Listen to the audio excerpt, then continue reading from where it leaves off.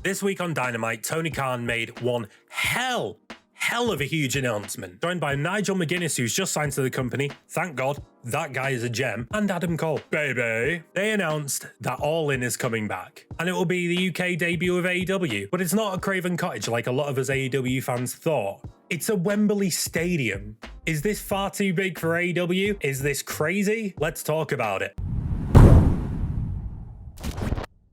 Yes, AEW All In is back, and it will be coming back on August the 27th of 2023, hailing from Wembley Stadium in London. Now, if anybody outside the UK doesn't know about Wembley Stadium, it's bloody big. A 90,000 capacity venue. Plus, with floor seats, we're looking at about 100,000 seats could be going for this show. This would instantly make it AEW's biggest show to date. Their record show so far was Grand Slam at Arthur Ashe, which was approximately 21,000 people. This would be 5 times bigger. This is huge, especially on a new market for them, just like the UK. The last time any wrestling happened at Wembley Stadium was in 1992 at SummerSlam, which we all know was a great show. Wasn't financially great for WWE though, and that clocked in at around 80,000 seats. Therefore, this would be the biggest show the UK has ever seen for wrestling.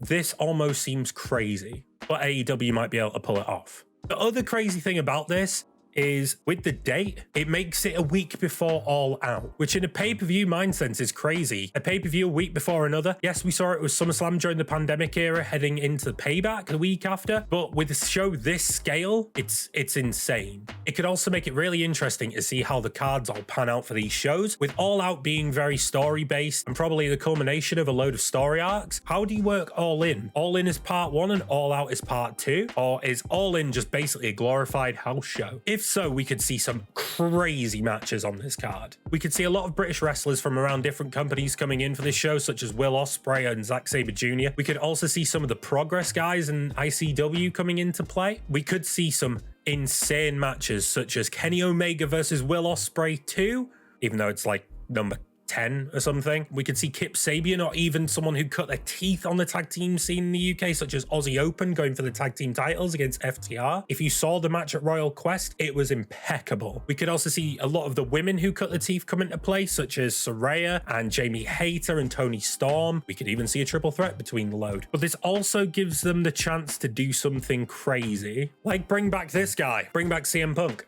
He's apparently still contracted to the company. He could probably still come back. And what a way to sell tickets than either promoting CM Punk is going to be there, or just like his debut, you make it the biggest leak ever.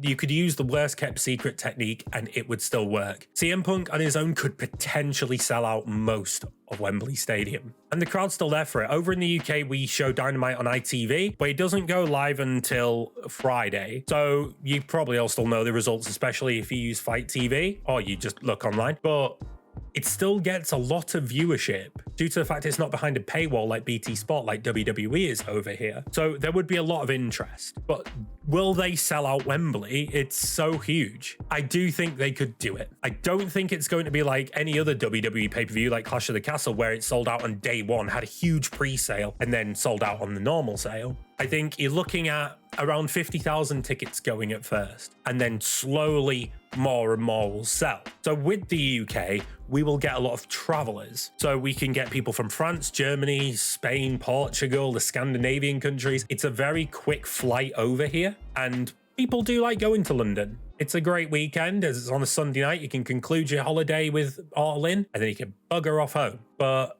it's still a big risk for Tony Khan. It costs a lot of money to book out Wembley, and with the size of it, even some of the biggest bands in the world who have ginormous fan bases can't sell the place out. You look at wrestling, it's hot, but it's not as hot as half the bands on the planet. And it's not as hot as, say, football, which will sell out. But like I say, with people coming in from other countries, we'll get the first big block of tickets sold mainly from people in the UK, and then we could see the French coming in, we could see the Spanish coming in. We could even see people from across the pond in America coming in, because, you know, it's a chance to go to the UK and go to London and see some great wrestling. With all this in mind, do I think AEW's bitten off more than they can chew? Potentially.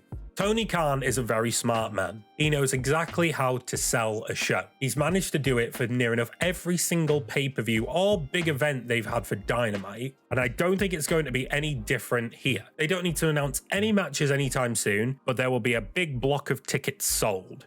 When they announce the big matches, say a Will Ospreay and Kenny Omega, say a Bryan Danielson and Zack Sabre Jr., because we didn't get it at Forbidden Door, you could even main event it with the Elite versus the BCC. There is all chance the tickets would fly out then. But I do think they're a bit mad for going this big. We originally thought Craven Cottage because, you know, Tony Khan owns it, but they're going to try and do something bigger than WWE has ever done across the pond. Look at where Money in the Bank is this year. It's at the O2. That's 20,000 capacity. Clash of the Castle at Principality Stadium was around 63,000, which is great. It was smart booking. WWE finally coming back to the UK for a pay-per-view.